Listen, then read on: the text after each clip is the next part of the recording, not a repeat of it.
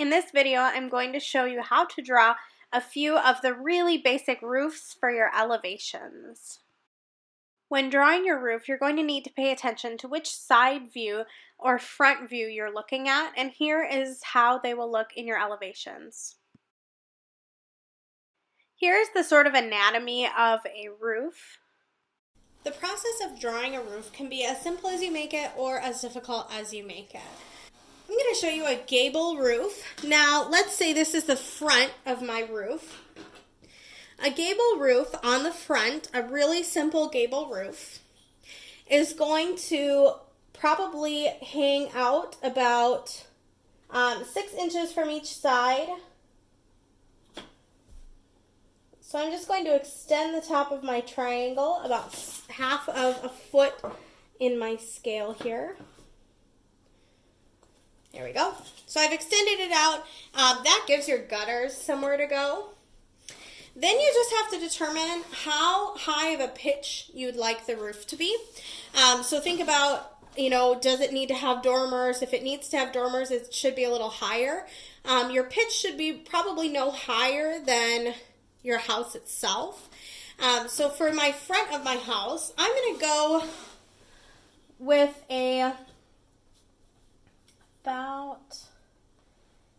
I think I want my roof to be about, like this high. It doesn't have to be any crazy measurement where you're like, I have to get the exact right angle, because your angles are actually going to come later. Don't forget to use a straight edge and measure everything during all of these steps. All right, so that is my gable roof from the front. Now, if I'm going from the side, what I need to do is I need to measure where the middle of my house is. I'm marking where the middle of my house is, and then I'm extending a line through the middle of my house all the way up, and with that line, I'm going to go out 1 foot on each side, or 6 inches on each side, and then what I'm going to do is I'm going to connect them right in the middle to create my gable wall where my roof is going to be. Now what I'll do is, because typically this is all siding, so I'm just going to erase, and I'm going to put in my thickness of my roof, which is usually going to be about 6 inches, and you'll only see it from this side, and this is called the gable wall.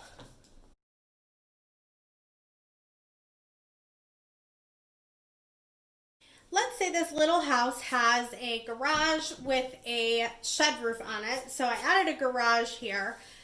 This is from the front, right? So you're going to use your straight edge for this, but let's say that's a garage door.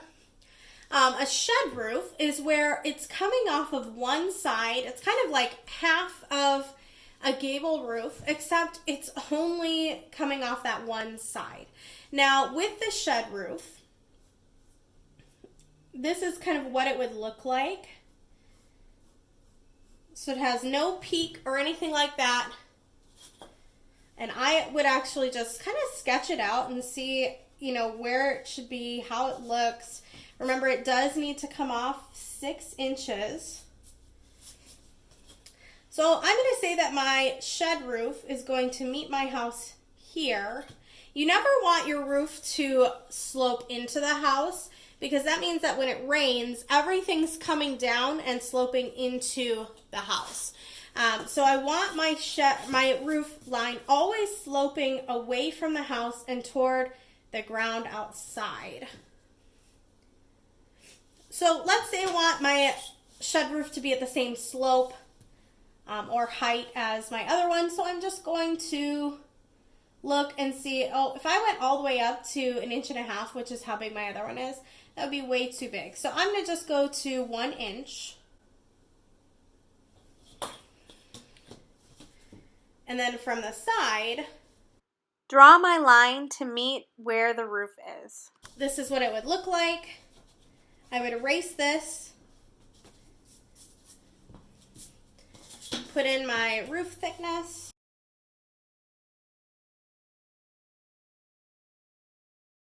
Then all of my siding kind of would come up here and go throughout here, and I would draw in my garage door. So that is just a shed roof. Right here is what your shed roof looks like from the side. So just the same as this front gable roof looks, you know, like a rectangle from the side. It's the same with your shed roof. It's going to look just like that from the side here. It's going to be, here's the gable wall, here's the gable wall, and wherever it's on the gable wall, the opposite side or the other side is going to be that rectangle for the shed roof and the gable roof. If you have a gambrel roof, it's basically kind of similar to here, except every time there would be a fold, you would have a new line drawn in where the plane changes. And then instead of having just one peak, you would draw another peak out here, and then it would still meet down here. So you would just kind of change the line of this. So this would be sort of like for a barn roof. So if you look here, I've got a hipped roof, and then kind of half of a hipped roof because it's coming off of my house. So if you've got places that are coming off of your house, you're going to have to start thinking about what kind of roof you need. So the front of my house here, I've got a hipped roof. The front is going to be an angle. So you need to actually have the same angle on both sides of your hipped roof. And then that angle, as you go up, you get to kind of determine when to sort of cut it off.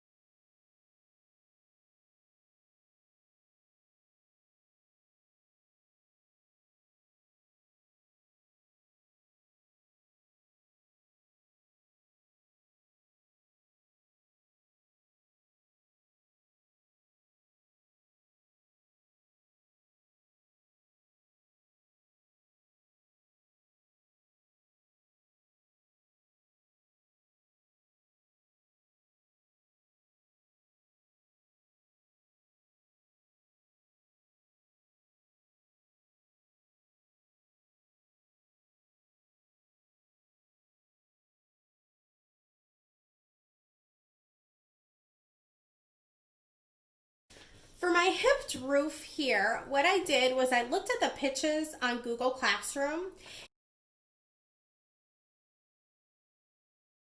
and I chose a pitch that I thought would go well. So I wanted to make sure that my roof wasn't taller than my base, and I chose this 8/12 pitched roof, which happens to be a 34-degree angle. So if you have a protractor, it makes it a little bit easier.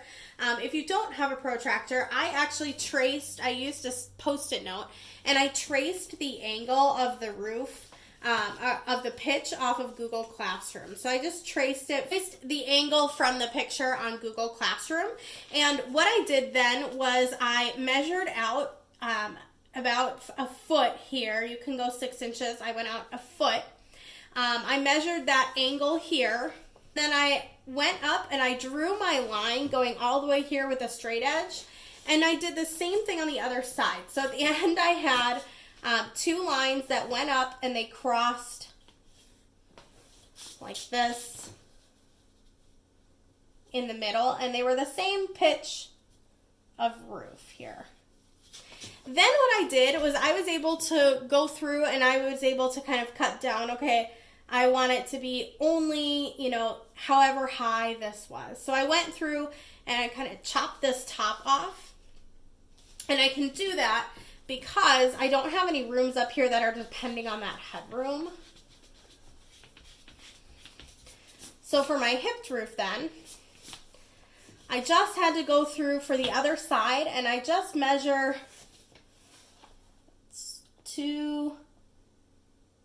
around 2 3/4, a little under that. So on my side profile, let's say this is the side profile of my house. I went through and I measured where a half of my house was, because remember I need to divide it in half. And then I'm going to go up however high I had measured. So it was right here.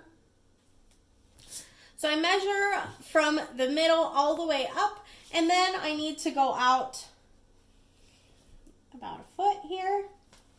And then I trace where they meet in the middle to create that top triangle. Now I wouldn't erase this line here because this is all roof because it's a hipped roof. This is not a gable side. This is one of the hips of the roof. Now if I had another part of my house coming out, let's say I had a bump out here, which you can see here, or it comes in, then I might bring out my hip out a little bit longer and do the same thing. So measure from the middle, go up, same hip as my other one. And I could either, if it was less of an angle, I could do that. It's just up to you kind of how high it is and how far it needs to go. Here in the picture, you can see the pieces that are jutting out. So I wanted to have two hipped roofs here. And this one is not a full hipped roof, it's half. And it's coming straight out of the side of my house and still going down at the same angle here. And so on the side here, you're gonna see that triangle be a little bit different. For a flat roof, so let's say you have a super modern house. For a flat roof, what it's going to look like, this is pretty easy. You're just going to create, on the top of your house, you're going to create one rectangle for each kind of different plane that comes out, and it's going to be about 1 foot thick. If you have any sort of rooftop deck and all that, you'll need to make it a little bit thicker to make sure that you are high enough for the decking, but otherwise it's a 1 foot thick rectangle all the way on the top. All right, now let's say I have a window that sticks out, and you can't tell here that it sticks out, but you can tell from the side that my window sticks out. Anywhere where you have anything that juts out of the house, that needs some sort of roof. So if I were completely insane and I wanted to add another type of roof here, let's say I wanted to add a hipped roof that has lots of peaks, right? I could do that by having, so like here would be 3 window panes and here would be the peak here. This is what that would look like.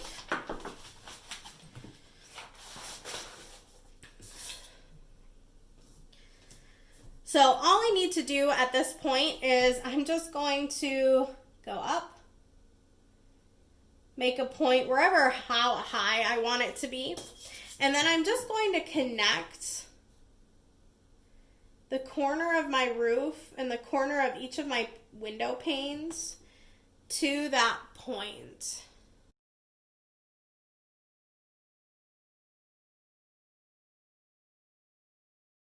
And that's what that would look like. So that's a couple different types of roofs. Let's say we're going to put in a dormer that sticks out. So typically, if you've got kind of your or your gabled roof here, you're going to have just the window on the front, and then the triangle at whatever height your dormer needs to be, you're going to put that triangle there. Then it's going to look a little bit different from the side, as you are showing that there's a window kind of sticking out. So on the side profile of my house, you would be able to see this sort of partial box.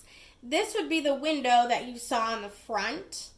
And then you need to put in the roof. So the window was, you were seeing the gable side. So from this side, you would just see however high your gable was, you would see that, and it would go all the way receding into the roof.